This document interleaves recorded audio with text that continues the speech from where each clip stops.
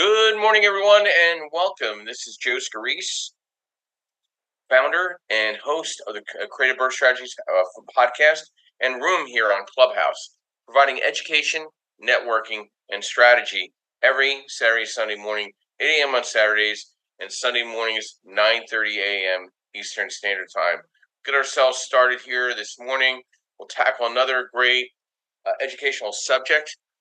Pretty excited about this discussion.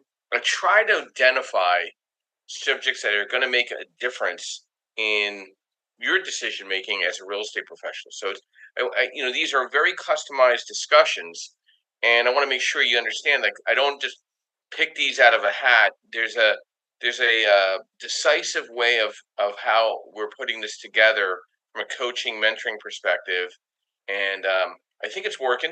We're hitting close to 75 podcasts on our website, so you can always check us out. Um, and I want to thank our sponsors this morning, of course. I want to thank Mr. Yerdal Perkins, our social media strategist and architect to the podcast, our websites. He's here to provide insight and strategy and website design and opportunities to create social media analytics for you as a real estate professional. So reach out to him. I'd like to thank Miss Linda Pelagas from Realty 411. She provides national events and a national publication for real estate professionals throughout the country. And and she'll be on here probably in a few minutes. I'll also like to thank MB Capital, where I'm an unsecured business line of credit referral program coordinator, where I refer unsecured business lines of credit for clients that are in the real estate investment space, also business to business. I'd like to thank Lenmark Capital, where I am a senior loan analyst, providing asset-based lending nationwide, DSCR, fixed to rent, fixed to flip, uh, new construction, multifamily, mixed use, blanket loans, portfolio lending, advisory and strategy, hopefully to assist you in growing out your real estate portfolio. And we've been doing this podcast now for a couple of years now, and I'm really excited about the relationship we have with Clubhouse and how they've allowed us to have this event every Saturday and Sunday morning. And I feel like this is a no sell zone, no pitch zone. We're really just kind of putting things out in front of you, and I really appreciate everybody that comes on here every weekend because I really do appreciate that because from where a lot of us were a couple of years ago during COVID to where we are now, hopefully and thankfully we're all in much better positions. So our discussion this morning: equity versus debt real estate investments. So is it now better time to invest in real estate debt or equity? And that's really the question that I have there for you because it's a tricky slope. I've always been a fan of good performing debt and then leveraging equity, meaning your money, whether it's a line of credit or some form of cash liquid reserves, into the deal, and then bearing a return back to pay that equity back. Now, there's other forms of debt and equity in more of a capital stacking environment when it comes to multifamily, syndication, partnerships, who's bringing what to the table. But I'm going to try to break down a little bit debt and equity from a real estate professional perspective, single family through foreign family, maybe small balance multifamily. When deciding whether to invest in real estate debt or equity, it's important to assess both the current market environment and your investment goals. Some factors you want to consider when evaluating whether now is the better time to invest in real estate debt versus equity. And if anybody's interested in coming up and pose any questions, by all means, please do so. We're a little light on the moderators, but always more than happy to entertain anybody that wants to put together a question or statement, and then hopefully we kind of go from there. And you know how I work the room anyway. Number one that you need to think about is where are interest rates going and where's the borrowing costs? Does it make sense to leverage your line of credit against using a debt mortgage with buying a single family through four family home? You got to weigh those numbers out. You got to weigh the cash on cash return out. What is your return on investment? What's the DSCR on the property? We talk about this almost every day about what the possibilities look like, and you need to understand your interest rates and your borrowing costs. When you're borrowing from a HELOC, what does that cost comparatively to borrowing from a mortgage per se? So you need to kind of understand the differences. 1 second here. Number two, you need to understand market performance and property valuations. Debt investments are typically more secure since they have priority over equity in a property's capital structure. So you really need to understand your debt. You really need to look at 30-year money. You could always pay down debt sooner, but you really want to know how that money works. Like a lot of people don't really understand a 30-year mortgage. They think they're stuck in a 30-year mortgage. You could make an extra payment a year, one payment a year, and you knock off an additional like 7 or 8 years in your loan over time. So there's different ways of taking that 30-year mortgage and kind of flipping it into a 15-year or 20-year based on whatever rate it is. So the rate is almost near irrelative if the property's cash flow performing, right? So if you could add a 13th payment or add an extra $500 a month, every a quarter, or toward the loan balance, the prepayment is just there that you don't pay the whole balance off in the first 5 years or 3 years or 2 years. There's workarounds where you can actually pay up to 20% of that loan amount based on your debt stack. So if you have extra equity that you maybe you flipped another property, you could turn that into pay down all your properties without any penalty if there are penalties in place. Then you got to think about risk tolerance. Like, what's the risk tolerance to creating debt, a mortgage, or then obviously participating your equity, meaning lines of credit, into a deal or into somebody else's deal for that matter. And we'll talk about that in a few minutes as well.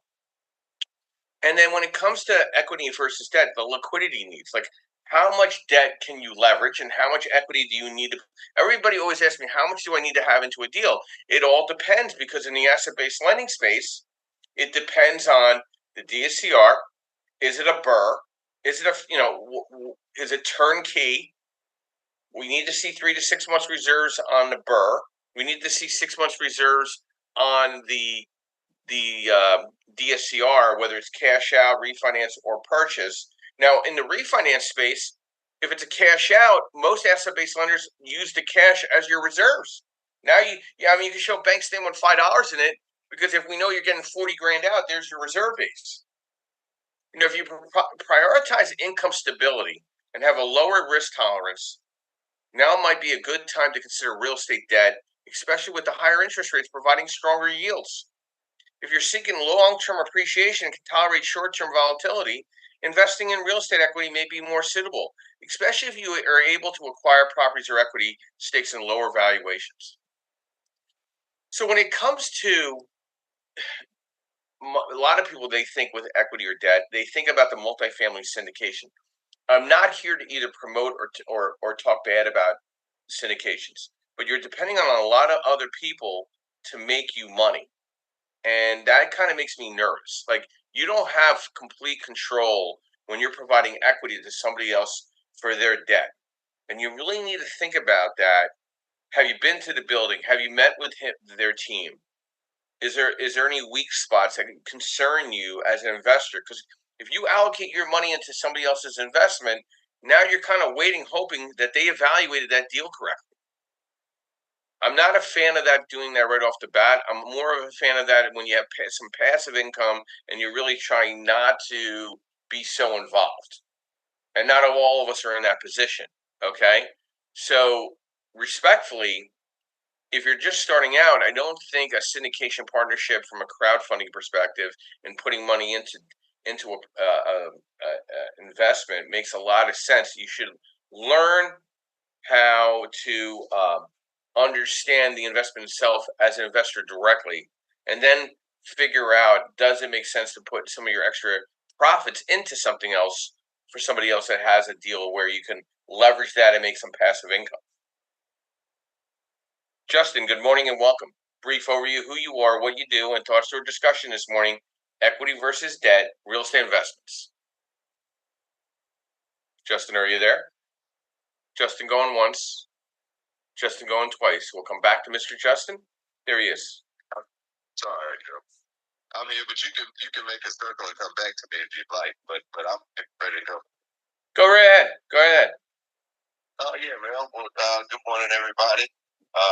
That's the Southern Louisiana market. I was in there. Things ready for the family, but I think very important conversation in my opinion. It's got your equity, your debt position, which obviously is the ratio of what you have already contributed to the deal versus what could be or should be contributed into the deal.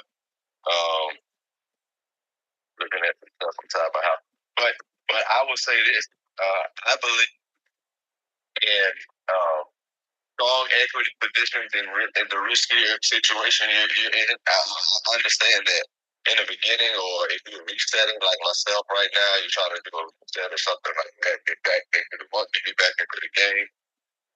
Um, Going with a lender that will allow you to put a little bit less down, yeah, that's a good strategy to get back started. I don't think that is the best strategy for long term buy and hold. In my opinion, just to be brief with it, I don't that the per units that you're putting into this, or you're looking at in an equity ratio, the higher equity position you want to be in. The more units that you have, the harder things are to trade. The longer they take to trade and sell, and okay, during a shift, right? Just to bring it all home together. During a market shift, during a change, right? Larger properties are seeing significant increases in their value. And so that's why I say equity position is highly important. You go into one of these deals with 10% down, but you can't go into a 10% down. So let's say you find the best go into one of these deals with 30% down, and the market takes that 30% away from you.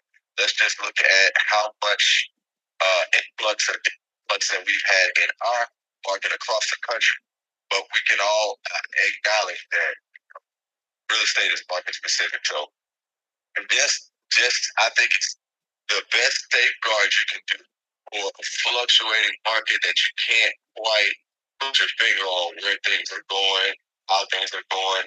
And remember, technology has added the element of allowing us to pivot, move, and grow at a faster pace than ever or grown at time in history. So all of those things need to be considered.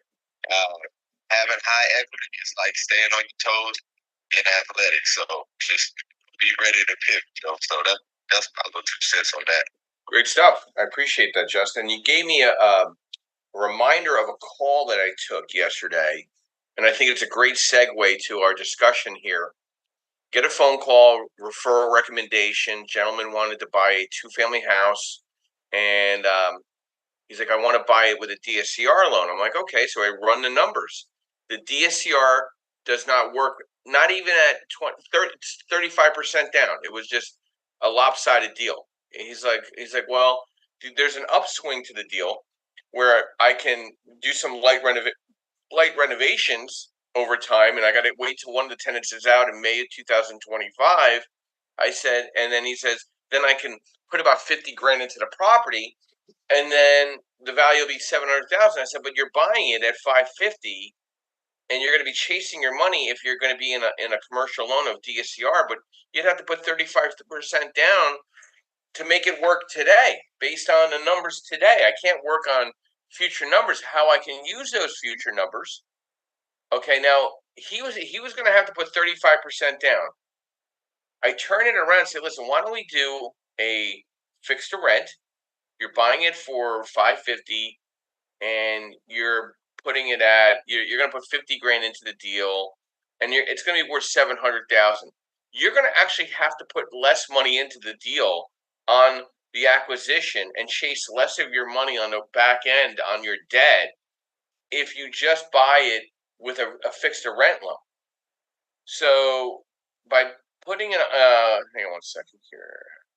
That if you wanted to buy it that way, we were able to get him up to like $420,000, 415. Guy's got an 800 score, and now he's getting more leverage on the fixed to rent. He has 12 months to bridge that money, let that tenant move out or get a better lease on that, or do the renovations around them and require a better lease, and then fill the other unit up accordingly, and then refinance it, maybe in a better debt environment. Rates are starting to come down a little bit. They're up a little bit on the conventional side, but on the commercial side, on the 5-year Treasury, you're in the sixes. So I said, listen, I don't see rates changing that drastically between now and May of 2025, maybe by a half a point. Good, bad, or indifferent. But if your cash flow is better, your debt's going to be better, your leverage is going to be better, your DSCR is going to be better. Why would you want to buy this and chase your money? Do you have the money? He goes, no, I only have about 30% based on what I'm buying it at. I said, then why wouldn't you do the fixed to rent? And now you're chasing less for your money, and then you have a much more stabilized debt stack with the equity that you're putting into the deal. So I issued him a term sheet at 10% bridge, fixed to rent, 1.5 on the origination. I'm giving him up to $420,000. I'm 100% on the 50 grand, up to $420,000 on the purchase. He's bringing less money to the table. He's going to be able to really restabilize that debt, make it look better. The value's going to be between 7 and 750, and he's not going to have to chase all his money down. The way of leveraging debt and equity is not chasing your money for the next 30 years. It's about capturing as much out by creating an enhanced value to a property by renovating it and restabilizing it. We offer these worksheets through this club only to people that are listening. So I could show you the worksheets how to better underwrite your deal to understand whether it's a good DSCR deal up front, or it makes more sense to do a fixed to rent. Now, there's some markets you cannot enhance the value putting X amount of dollars in. So you got to be very concerned about cash flow or getting it more of a discount or walking away. And that would be a concern of mine as well. Travis, good morning and welcome. Brief overview, who you are, what you do, and thoughts to our discussion this morning. Equity versus debt. What's the better time to invest in real estate, debt or equity? Hey, good morning, everybody. I'm Joe. Hey, I'm Travis. I'm a real estate brokerage in the Houston area. Sorry, bringing in some groceries here.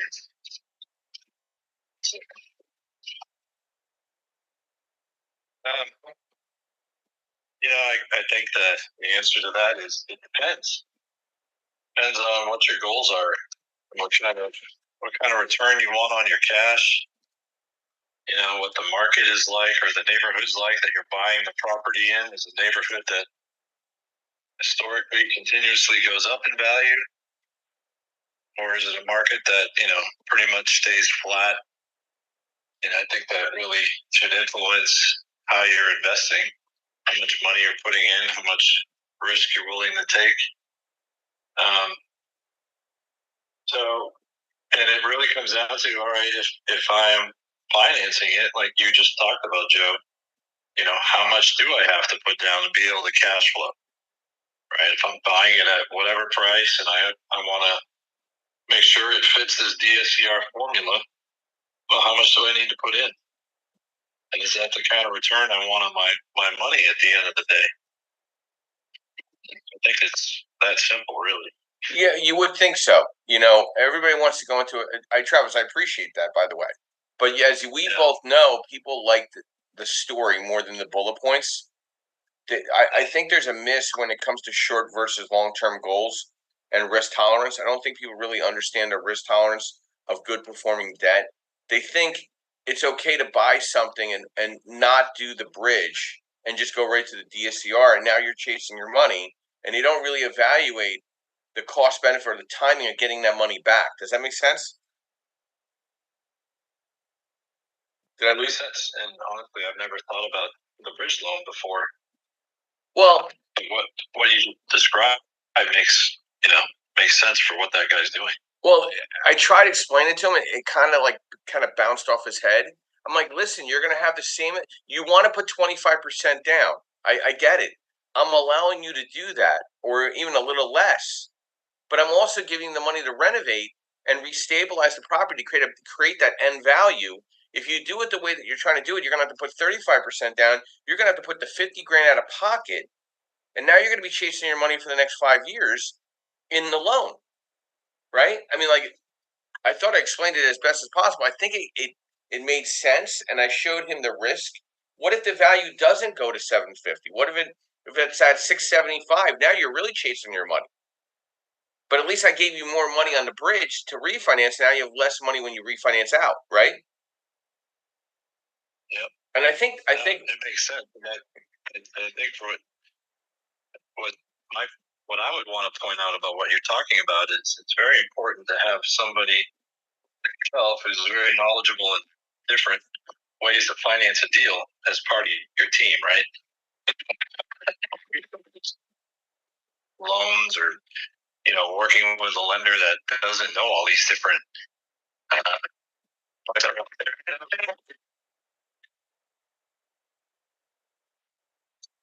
you're breaking up, Travis. You're breaking up. You there? I'm sorry. You're there now. You're back. Yeah, what I was saying is what you're talking about is a perfect example of why they need someone like yourself on their team. Somebody that knows all the different products that can help them create the financing that is the best scenario for them. Well, I appreciate that, and that's why I work with MB Capital as a referral partner, because the light bulb went off about 10 years ago. Everybody was leveraging their personal credit cards or personal credit, thinking, "Hey, I get 0% interest on this product, right?" And I'm saying, wait a minute, let me give you this line of credit in the commercial veil. It doesn't impact your personal credit, and you still get the 0% interest. Or there's another type of line of credit we could set you up for that doesn't impact your personal bottom line, and pay that back instead of using your line of credit under your personal name or using up your liquid assets. I've never seen more people evaporate their money in a horrible rehab that they miscalculated, and now I have so many requests for people to get bailed out of another hard money lender or an asset-based lender that gave them a loan. They won't give them any more money to finish the project, and they want me to bail them out. Oh, you're not bailing me out. Well, what are we calling it? A rebridge? No, it's a bailout. You can't complete it with the current lender. You need a new lender to rebridge you and give you more money to finish. Is that the case? Yes, that's a bailout. I'm seeing more of that conversation weekly in the past 6 months than the previous 2 years. Does that make sense? Yeah, that totally makes sense. And that's one of the foreclosures I just saw pop up in my market. The lender took over the property. The guy rehabbed it, put it up for sale, wasn't selling, and then the lender foreclosed on it. And I'm assuming it was a hard money lender from the looks of it. Well, I mean, that's why asset-based lenders don't just look at the flip price. They want to know. An asset-based lender wants to know what the rental market is going to look like. So if you don't sell it, don't drop the price, because the appraiser will see that when they go out to conduct the appraisal. If you decide to refinance it, take it off the market immediately. You don't have to wait 30 days in the asset-based lending space, and immediately get it rented up and start the process of refinancing it into a performing debt. Even if it breaks even, you're not going to foreclosure with your hard money lender, right, Travis? So there's some short term versus some long term goals. Short term, if you need liquidity or you're saving for specific short term goals, you want to be safer, more liquid investments. Keep it within lines of credit, keep it in money market accounts, put it in a whole life insurance policy for that matter. Long term goals like retirement, you might want to aim for higher returns, that in that 7 to 10% range. And Joe Martell, if he was on, he's claiming he's making 20%. He is actually making 20% on his money, and I think it's because he buys very smart. The light rehab. He's more in the condo townhouse community market. The only concern I have with that is the HOAs or the community groups that run those groups, because it can go sideways quickly. Then you also have to keep in mind, when you're leveraging equity and debt, with inflation, could potentially erode the value of the cash over time. So you really have to outpace inflation. And I think when you're buying these properties that need light rehab to mid rehab, those are the safer bets because you can get them more stabilized quicker. Because the heavier the rehab, the longer that you're paying on that money, and you're diminishing the profitability of the deal. So, Travis, in Texas, are you seeing the lighter rehabs stabilizing quicker? Are you seeing the bigger rehabs that are those the ones that are problematic and hitting the foreclosure space, or just not getting a lot of gravity right now? Like, what's happening in your market? Yeah, honestly, there's not many foreclosures in general, which is historically not the way it used to be. I mean, I think last year we only had like 300 something in the whole Houston market that hit the MLS. So um, it hasn't been ramping up. And the example I gave you was just one that I had noticed. So I don't know how many more there will be like that. But, one thing I just want to go back to, it's all about the numbers, right? If you're using financing and if the deal works now, right, whatever happens in the market is going to happen. I mean, I can tell you from my own experience, we bought a bunch of property in Alabama in 2005 to 2007. Then everything crashed, right? So, yeah, we could have sold them and lost money. But what's the point?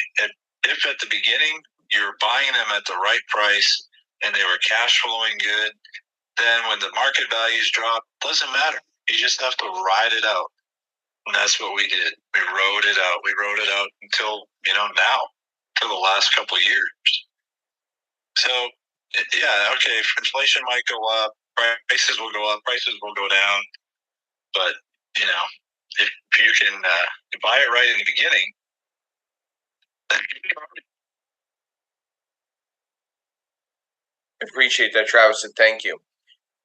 I want to touch on the real estate foreclosure landscape in 2025. It's going to depend on a variety of economic factors, including interest rates, inflation, housing market trends, government policies. Um, these are some of the items I want you to think about that could influence foreclosures in 2025.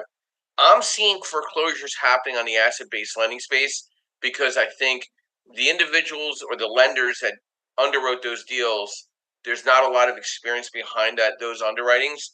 I know specific asset-based lenders that will not lend in specific MSAs right now because they have a high foreclosure rate.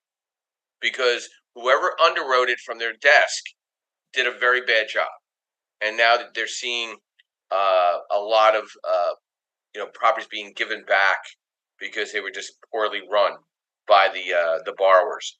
But some trends I want you to keep an eye on. Listen. You have to understand equity and debt. You have to follow interest rates. You have to follow the 5 and the 10-year Treasury.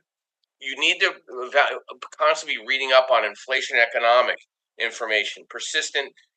Be persistent in understanding different. Read an article a day or 2 articles a day and just regarding inflation, economic conditions, and understanding housing market trends in your area. Be the regional difference in understanding. Be a source. Understand where opportunities are cooling and opportunities are staying hot, and then follow articles on government policies for real estate. Right. Understanding the differences where the foreclosure impact is going to be in the commercial real estate specifically, in the office retail. Are you seeing conversions in your market from commercial office retail into a whole nother asset? Medical, assisted living, multifamily, housing affordability, and buyer demand. Housing affordability is still way out of reach.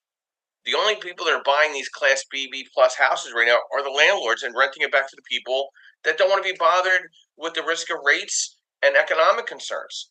Like I just talked to a gentleman, he bought it. He was buying 10, 50, he has 10, like 8, 9 properties. He got laid off by his job position. Now he wants to, be a full-time real estate investor. Suddenly the light bulb went on because he doesn't have a job. So, like, is he buying a new home to live in? No, he's going to rent or stay with family and buy more properties and leverage it under the LLC. I foresee a moderate increase in foreclosures in 2025, definitely geographically based on affordability. and the barrier of entry. I think there's going to be a high-end amount of commercial property foreclosures, and there'll be a lot of leveraging of equity debt in those type of conversions because a lot of that real estate is going to be, you can't use it for the same thing anymore. It's obviously went into foreclosure because of occupancy or poor management.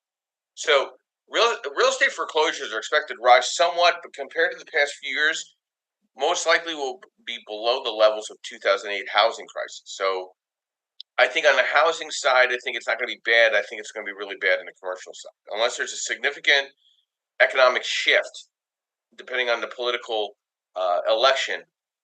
We might see some promise on housing prices, interest rates, and local market conditions. But it's definitely some hotspots will be hit hard. They're already being hit hard, like the Philadelphia, to Baltimore, the St. Louis's. Certain smaller MSAs are not doing well, but there's a lot of foreclosures in those markets because there's a lot of bad underwriting being done in the asset-based lending space. So understanding your equity and debt, I need to really know what you have money available so we don't put you in a bad spot. I don't want you to be short at the closing table. So we have to have a deeper discussion and a bigger strategy discussion on what your equity play is and what is your debt play and what is your goal in the next 1 to 3 years if you're an investor, right? It's not about the 5 to 10 year plan. It's about in the next. All of us are thinking the next year or 3 years. Please don't tell me you're thinking 5 to 10 years down the road. It's got to work now, or it's not going to work 5 years from now. You're going to be chasing your money for the next 20. Travis? Yeah. Did you want to add something? Yeah, I want to add just for my market, right? So I was getting really curious about what happened to all our foreclosures, and was I just crazy, when I first started investing and thinking that there were a lot. So I actually went back into our MLS a couple of weeks ago, and I got some data out of our MLS so I could see like how many there were historically.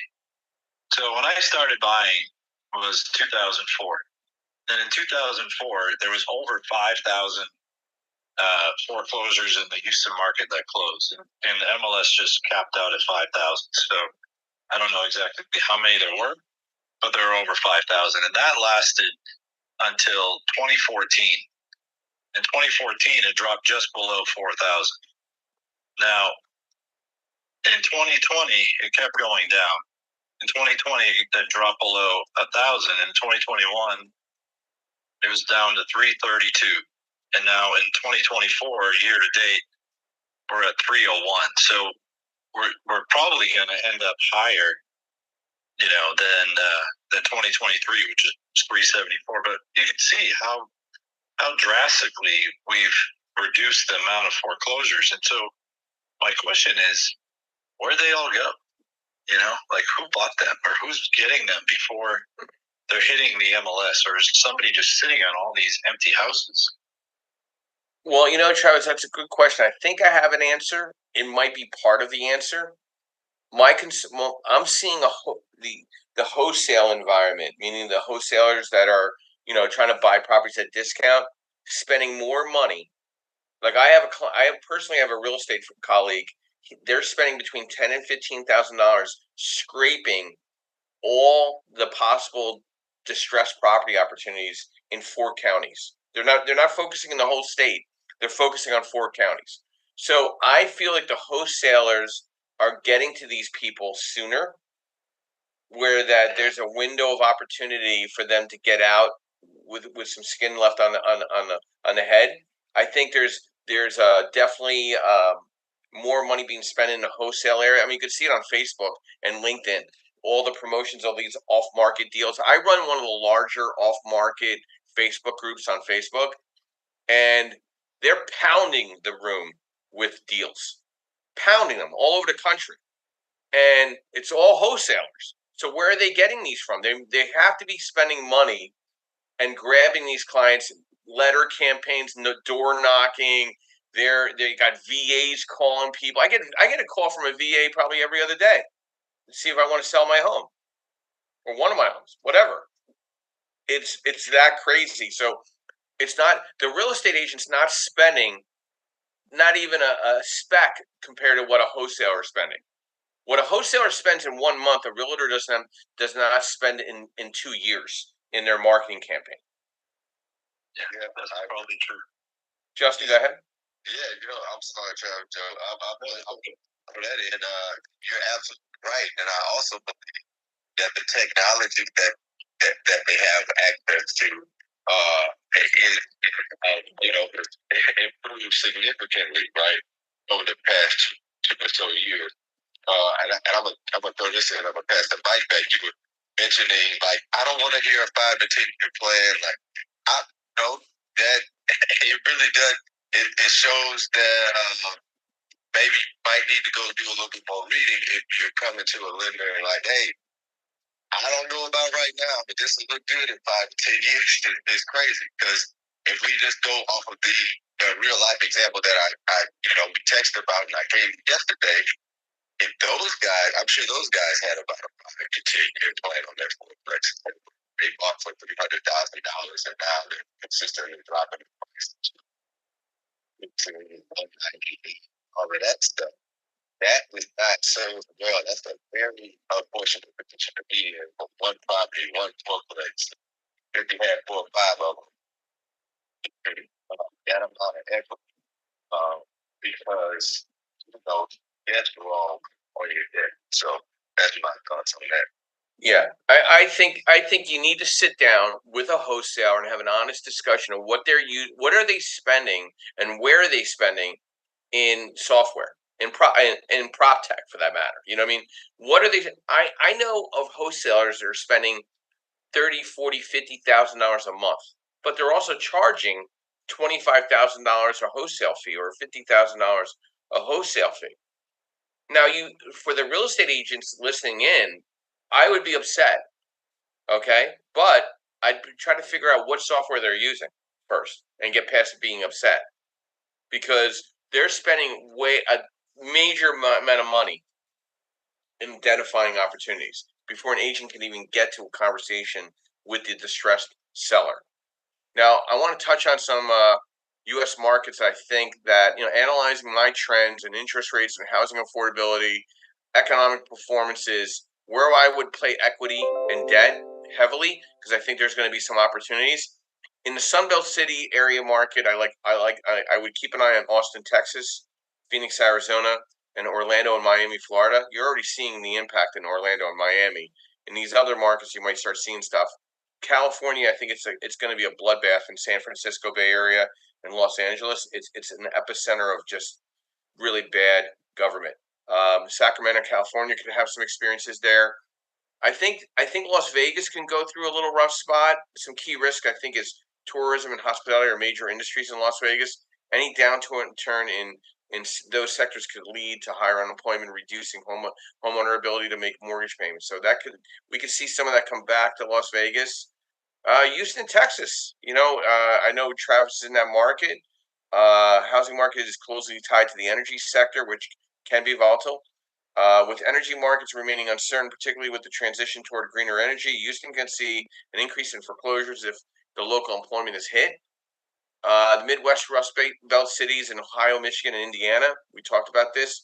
Cleveland, Ohio, very tough market to be in compared to the other Ohio markets. Detroit, Michigan, everybody wants to go there. It's so cheap. There's a reason why it's still so cheap years later. And Indianapolis, Indiana, I've been there a couple times. I am not so impressed with their downtown corridor near the stadium. I don't know what form of recovery they're looking at there. The New York City market and surrounding areas could have people buying very high in the Bergen County market in New Jersey. It's almost cresting to the point where nobody can afford to buy a home.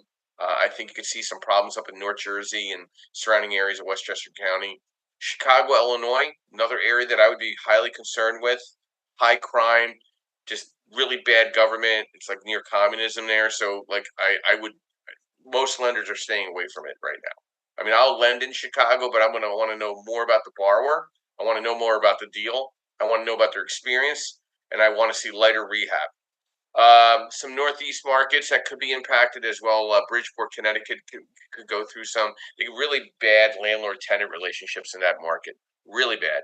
So they're always at each other's throats, the landlords and the tenant association. So, while some of these predictions based on current trends, changes in government policies and economic recovery could make a difference and bring new market dynamics and could shift some of these outcomes. Amy, good morning and welcome. Brief overview, who you are, what you do, and thoughts to our discussion this morning, equity versus debt, real estate investments. Good morning, Joe. Thanks for having me. I am Amy Palvido. I am the chairwoman of the U.S. PropTech Council, which is the trade association for the real estate technology industry in the United States. Also, I'm a founder of a PropTech company, Facilimax, which is a digital twin AI platform for commercial real estate. And I've been a long-time real estate investor and been in commercial real estate since 2003. Been a general contractor, real estate developer, private equity real estate firm owner. So I've been real estate investing for a very long time. And I always love these rooms. So equity versus debt. Are we talking about the leverage percentage, or are we talking about actually doing debt investing as real estate investing? I just need to. Sorry, no, it's okay. You jumped in on in the middle of it. I've been focusing more on understanding the differences between debt and equity when investing in the single family through 4-family space, 5 through 25, touching a little bit on syndication, but as for newer investors, I don't really suggest it unless they have a boatload of money just sitting on the side and they don't want to really get dirty. But I'm talking more LTV, DSCR, lines of credit, leveraging against debt. Okay, gotcha. All right. So what obviously when you're getting any sort of debt on any sort of property, it adds a layer of risk to it. So you got to make sure you're not over levering. I mean, that's what a lot of people got caught up in this last cycle was, is they were getting bridge debt and they were getting it at like 75% loan to value, 80% loan to value. And when you do that at some point and you catch these weird economic cycles, and it couldn't even be like this one. Like we did the same thing and got in trouble in 2015 in Austin, where we were kind of over levered on some of our deals, and it kind of just made it difficult. I mean, it's just you're beholden to the lender on a lot of different things. So you just want to make sure that you're getting the right amount of leverage, not too much. It does cause for concern. But it also has a huge more responsibility for you on a cash outlay up front. And if you don't have that ability to do that, then and it also has lower returns for you as an investor, right? So you got to understand this. So right now, I think the prevailing thought, Joe, is that 65%, 70% leverage, if you can swing it, is great because we still don't know where the markets are going. I guess it's kind of stabilized now, where especially on the commercial side, you're getting it in the 5s. It really kind of hasn't. It got to the 6s for a while, but if we're doing 1 to 4. What on an asset-based loan? We're at 9%. Yeah, on construction renovation, the base rate right now is around 9.5, 9.75. So it's for an experienced buyer that's done at least 5 rehabs or burrs. Money's pretty cheap. I mean, you're probably talking in the 9s and maybe origination of 1.5 or 1. Yeah, I mean, even back in 2010, when I was doing deals.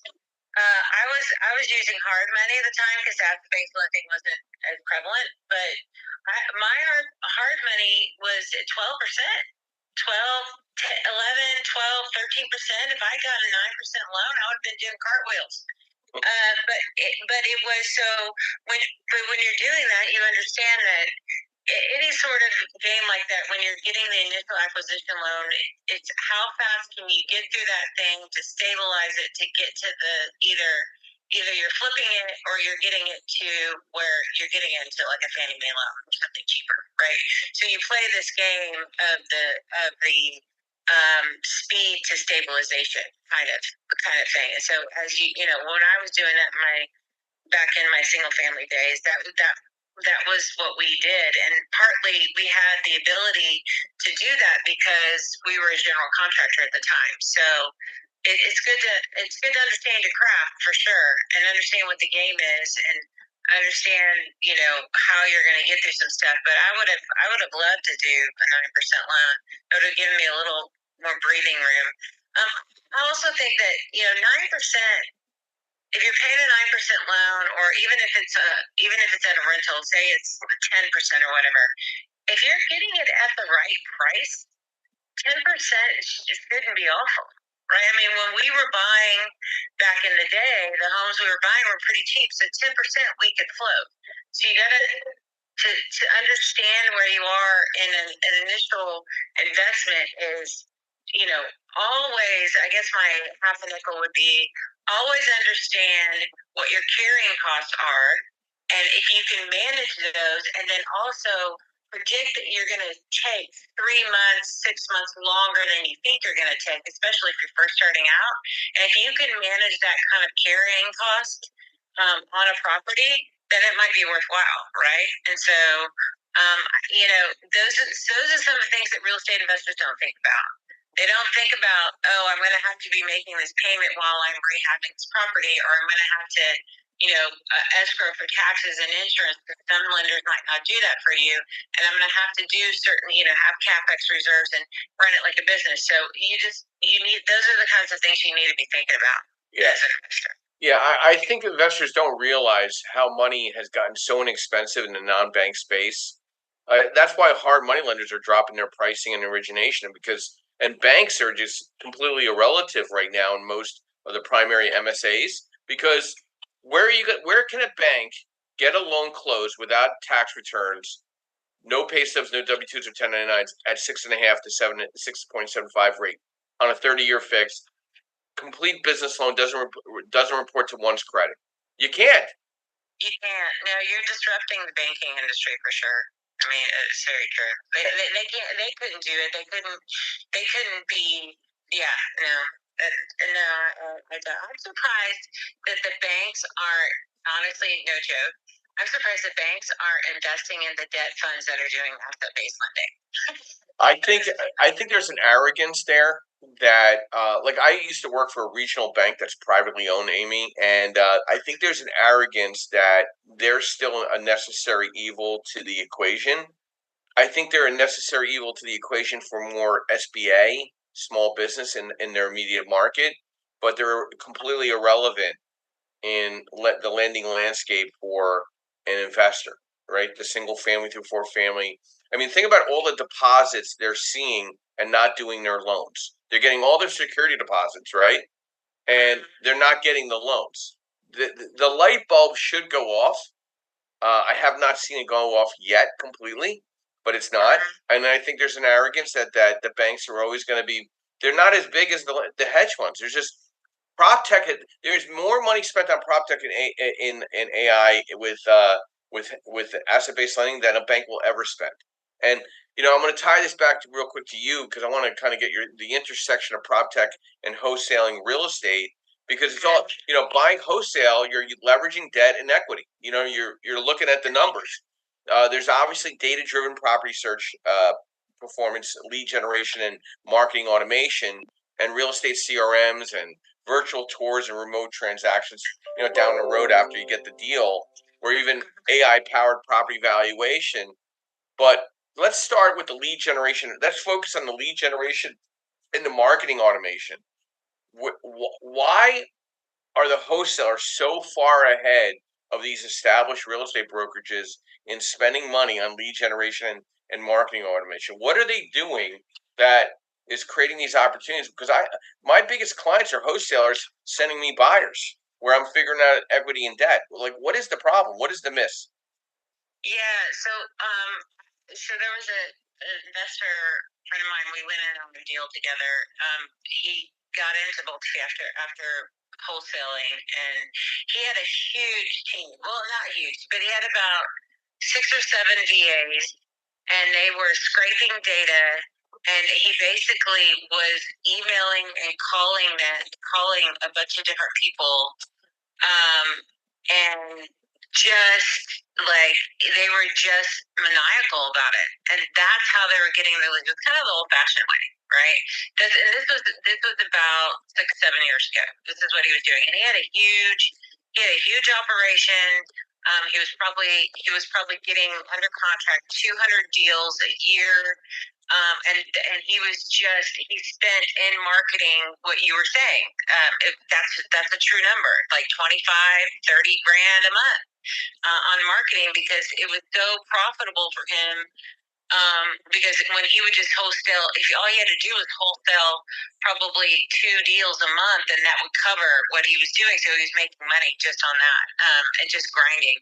But now with the advent of AI, what he was doing, he probably would only need a third of that staff, or maybe even just 2 people, and then using AI. So AI is coming out now with so many different things, and it's not even stuff. It's not even software. It's just AI in general that you can use to scrape data for you to find different things. But there are some newer technology around this whole lead generation, or finding distress buyers.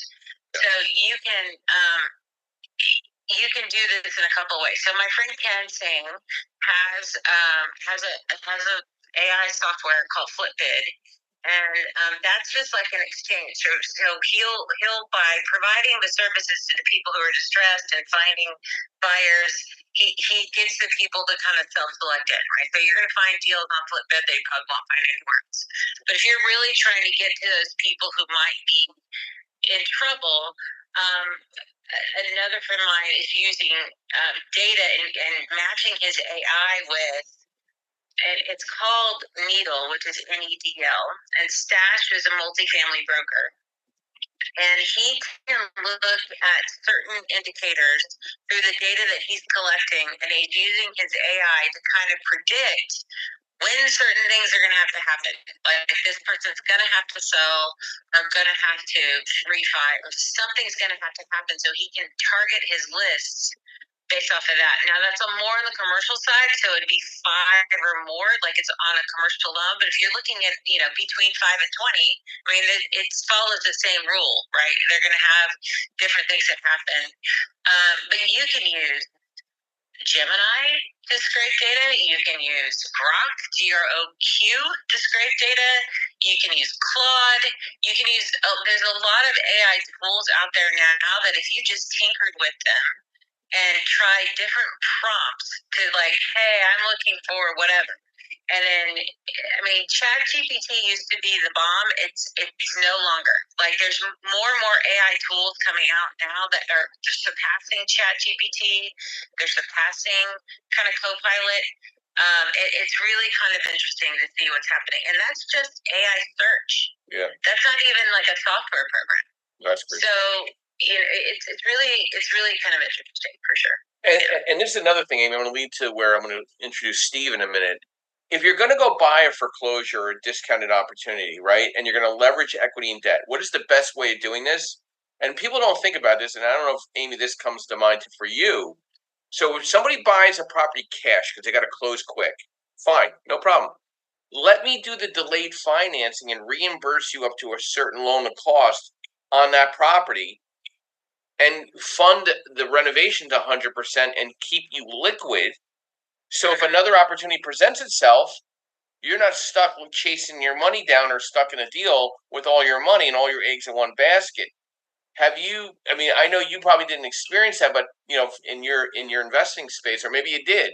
Maybe you bought the property cash and then went to the lender. They had all your documentation. All they had to do was order an appraisal to make sure that they could stack the debt correctly, and then provide you the construction money. Some thoughts on that before we go to Steve. Oh yeah, no. When I first started in investing, nobody would lend to me, so I had to buy it all cash, Joe. Yeah. But this was back in 08, 09, and 10 when everything was like, like not the greatest. Yeah. So I would go buy homes. I would go buy. I put a group together to go buy a 42-unit multifamily apartment complex in Austin, Texas, because we could not get a loan. Nobody would give us a loan to buy it, and so we had to buy it all cash. Now it was cheap as hell, not what multifamily in Austin is today, but it was super cheap, and we got it at like $37,000 a door. So we just pulled a bunch of friends together who had some money, and we went and bought it. Yeah. But yeah, it was. But yeah, and now some of my single families, it was either hard money or no loan at all, right? Because when you get into the things that we were buying, especially because I was a general contractor, right? So I would go buy stuff that nobody wanted. I would go buy stuff with foundation problems and roof problems because I knew how to fix it. Yeah. And so that was my value proposition. So lots of the times I couldn't get loans on properties. Yeah. So you just have to but it does offer you, especially if you're going to do a development, like. Even if you don't buy the land, if you can partner with somebody who already owns the land, that's a great way to do development. And I was even doing that in the last couple of years, right? Because what happens on the construction loan is they could use the land value as the down payment. So if you're partnering with somebody, and they already have the land, so now your cash outlay is less, and then yes, you can get a construction loan and get moving with what's happening for sure. Yeah, it's a great way to do that. Yeah, you got to get control of your deal, as Amy is telling you. You got to get control from either it's an owner financing perspective. You got to buy cash. You got to be working alongside a lender that understands the term delayed financing. You need to understand the term delayed financing for the small real estate investor. Deciding between investing in equity or debt is crucial with delayed financing if you're leveraging a cash purchase. You're keeping yourself liquid and staying in relationship with the lender. Okay, that is huge. Okay, and you really need to understand how that debt stack works and how that equity participation works as well. Lenders like that you have skin in the game. If you bought it cash and you had to wait for permits and you spent the money on the permits and you're into it for $100,000, I'm going to give you back a strong reimbursement on that, plus providing you the construction money. Why wouldn't you do that? Why would you want it to stay all cash and then now you have all your eggs in one basket? So you have to think smart when leveraging debt and equity, especially with lenders or private money lenders. So, Stephen, good morning and welcome. Brief overview, who you are, what you do, and thoughts to a discussion, equity versus debt. I'm a broker, investor, landlord out in northeastern PA. I also run REI homepage, which is kind of a central place for people to learn real estate investing and such and connect. And when you mention wholesalers and what they spend, a portion of my life is wholesaling, and I still spend way more advertising in the wholesale space and running like high-level CRM and all that other stuff. You do have to invest more when you're looking for the things that need to be found before they hit the market. I always tell my agents, don't go on Facebook and look for a wholesale listing because if it's on Facebook, we've already found what the market says. Go there and find your MLS listing. As far as the topic for today, I always looked at it as, my thing has always been, when I first started buying in 2008, it was a very depressed market at the time of northeastern Pennsylvania. I would do a lot of deals, and I would tell a bank, hey, I want to borrow $30,000. I would fix them, rent them, before I even knew what that was. And I want $30,000 back. And the guy's like, well, you have $80,000 in equity. I said, yes, but my cash flow won't cover $80,000. I only want $30,000. So I always came into it saying, I want to borrow what still leaves me good cash flow. Now, if I have another deal on the line, maybe I'm taking more out. But that's always been my plan, especially if you're a smaller investor and you're playing in more marginal pool for whatever reason, affordable housing or whatever. And I think it's important to not take all the equity put it in your pocket, because if you have nothing to do with that to make you more money, you're meaning not borrow 90 to 100%. Because if you're just sticking that money in the bank, well, you're paying interest, which is going to be higher than what you're getting elsewhere. Now, if you've got enough deals going on, I'm going to borrow 90% here and be able to collect what I don't need back into the next deal. That works well. My last comment, though, is someone mentioned earlier who your lender is and what they know and how they think. I actually have a current issue. This is one of the deals I'm saying down to you, Joe's, where a lender who was in process, we were doing something, more of a line of credit type situation. I suddenly realized they weren't talking in, here's what's best for you. Here's what's best for the situation you're in. They were all talking about, well, our policy is our package. Which of our products do you want? Because they weren't spending the time to figure out what I needed, what our situation was, how that played in. You want to have a lender who's experienced in the investment space, preferably, as I've said before, a lender who is, I've said about realtors, you want an agent who does what you do, you want a lender who does what you do. And you also want a lender who understands the direction you're heading and what your situation is. Because I think that's where a lot of the professionals run into it. I know as a broker, this is what a broker should do. I need to understand what you want to do before I worry about how I do. So I think for me, it's always be careful of setting your equity. I'd rather leave thick equity to be able to maybe go back later with a second or something to buy. But and that all of that depends on your personal situation. One other real quick, and then I'll get off, is my first investment was a warehouse in Boston with my brother. And I was all about at the time, we want to pay this thing down, have the cash flow flowing, no leverage, no nothing, it's all cash. Well, the further you get to real estate, you find out that's not usually the best plan. So, again, work with a lender, work with other people on your power team to understand, maybe in your situation that is, in ours it wasn't. My brother was absolutely right. We needed to keep the leverage high for a bunch of reasons. So really, for me, I've always gone with, what is the cash flow doing? Yeah. If the cash flow tells me, we can afford a higher, a lower level equity, I can manage it 20, it's something to consider. But that's kind of my 2 cents. It all for me depends on the daily cash flow. So we're at 7 cents. We got a half a nickel from Amy, and we got 2 cents from you. I think we're doing pretty good. We're almost at a full nickel. I appreciate that, Steve. And it's a good point. Who is your lender, and what do they know? Okay, do they understand the leverage of equity to debt?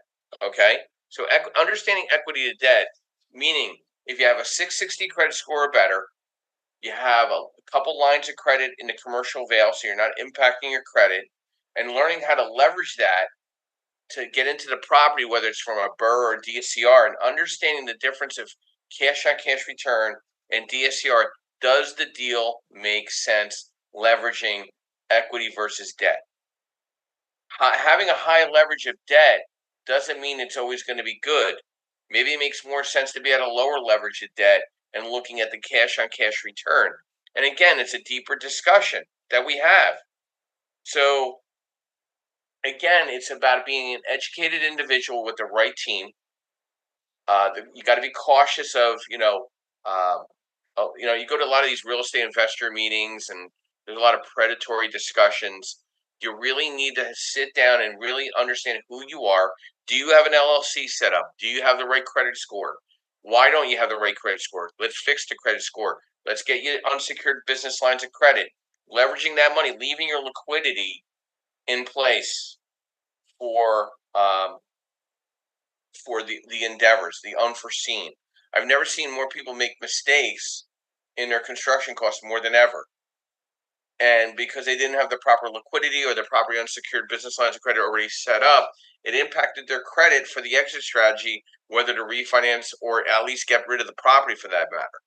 So that you have to have a deeper discussion in understanding leverage, understanding equity, and understanding debt as a real estate investor. Whether you're a newer investor, and again, I welcome new investors. I mean, technically, in the asset-based lending space, a new investor can get up to 85% on the purchase and 100% on construction, as long as the renovation numbers are under 45% of the purchase price. So, educational example: if you're buying something to 100, keep it at 45,000 in renovation or less. You have a better shot as a newer investor to get higher leverage, up to 85% on the purchase and 100% on construction, as long as credit's 660 plus, and you're buying in the name of the LLC. And you got to understand where that 15% is coming from, plus closing costs and what your reserve base needed and your 20% contingency. You need to have a deeper discussion with your power team to make sure you're ready to do that. Maybe a partnership makes sense in that circumstance. Not a fan of partnerships, but maybe it makes sense. Somebody bringing a little more money or better credit to the deal. In the fixed to rent space or DSCR space, remember, you only need to have 51% ownership with the best credit as the guarantor under the LLC. So you only have to have that strong borrower in place with the guarantor. If your credit's a little less, let's put you at 49% and keep the partner at 51%. But that's a discussion you should have with your lender before the loan is even submitted. Like, all this is great discussion, but you need to have a deeper discussion, a deeper strategy discussion. It's not a text messaging conversation. It's a conversation you need to have with your fellow professional that you trust in going into battle and buying a piece of real estate, understanding what your financial capabilities are and what risk there are. So if you're not having that 10, 15-minute conversation with somebody to better understand one another and how they're trying to help you in the right direction, it doesn't matter what equity versus debt is at that point. You gotta be hang on a second. Just take a look at some of the chat. I'm not really sure what it's all about, but you really need to understand equity versus debt and understanding LTV, understanding cash on cash return, understanding leveraging lines of credit, understanding good performing debt and what is really bad performing debt. So I want to thank our moderators this morning, providing insight and their personal thoughts to this discussion. This is probably a little different type of discussion, but I think it opened up a lot of eyes. And I would say, listen, reach out to the moderators, have a discussion with them. My call to action to you is, why haven't we had a conversation offline? Why haven't we had a Zoom call? Why haven't we had a strategy discussion? Why haven't I sent worksheets to you to be a better informed real estate investor? Why haven't you come onto our podcast? So there's a lot of whys, and you need to think about that. Why haven't you had a chat with Amy? If you connect with her on LinkedIn, she's going to send you a calendar link like in 3 seconds. Steve, he'll call you in the middle of the night if he has to. Justin, he'll always have a conversation with you. And myself, always would love to set up a conversation with you. That's where we're the only group on this clubhouse that we have our own podcast.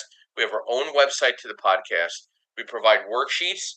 We provide CE continuing education for real estate agents to better understand asset-based lending nationwide. And those are live courses that we provide throughout the country. And we're here every Saturday morning, 8 a.m., and every Sunday morning, 9:30 a.m. Eastern Standard Time. I want to thank our sponsors, Mr. Yardell Perkins of Perkatech, our social media architect and strategist, providing social media for real estate professionals nationwide. MB Capital, your unsecured business line of credit program, where I'm a referral partner. More than happy to go over that with you as well. Then I'd like to thank Linda Pelagas with Realty 411, providing national publication as well as national events throughout the country.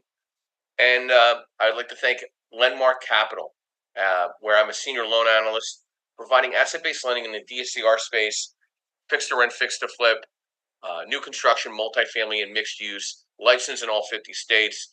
Also offer a broker and correspondent program for anybody that would like to broker loans or be a white label marketing program coordinator in marketing our money on behalf of clients. And if anybody needs the worksheets, I saw a little chat. I notice it every once in a while. If anybody needs the worksheets, please email me. My email information is on my profile. My phone number is on my profile. I'm not very hard to find. I'm on LinkedIn. Why aren't we connected on LinkedIn? I provide educational subjects. All these discussions are created as an article and a poll on LinkedIn every week. So all this information is out there for you to re-review. And let's set up a strategy discussion. I would love to hear about strategy discussions you set up with Amy, Justin, and Steven. And my quote this morning, always like to finish off with a nice little quote. Close your eyes and think about this. I focus on my own journey. I don't need to prove myself to anyone. I just want to be the best version of myself. Thank you, everyone, for this morning. Great subject, great discussions with the mods. And I'll see you next Saturday and Sunday morning, 8 a.m. Saturday and Sunday, 9:30 a.m. Eastern Standard Time with another great set of conversation. And I'll be ending the room in the next 30 seconds. And thank you.